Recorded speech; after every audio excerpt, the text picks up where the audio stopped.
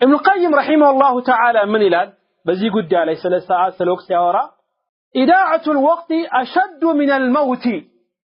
إذاعة الوقت أشد من الموت لأن إذاعة الوقت تقطعك من الله والدار الآخرة والموت يقطعك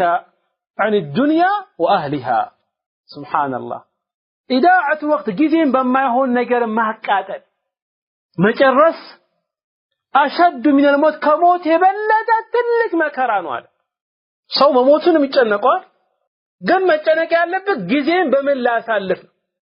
ጊዜን በማይሆን ነገር ማቃጠልና ማሳለፍ ከሞት የበለጠ ነው ለምን ሲል ጊዜ የምታቃጥል ከሆነ በማይሆን ነገር ጊዜን ማጠቀምበት ከሆነ ያ ጊዜ ምን ያደርጋል ያቆራርጣል በምን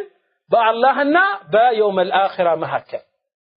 አማ ሞት ደግሞ የሚያቆራርጠው በአዱኛና አዱኛ ላይ ከሚኖሩ ሰዎች ከዚያ አኳያ ጊዜያችንን በጥሩ ነገር መጠቀም አለብን እድሜክ ረጅም እንዲሆን ከፈለክ ጊዜክን በጥሩ ነገር መጠቀም አለብህ ማለት ፈዋኢድ የሚባለው ኪታብ ላይ ኢብኑ ቀይም ያን የሚጠቅሰው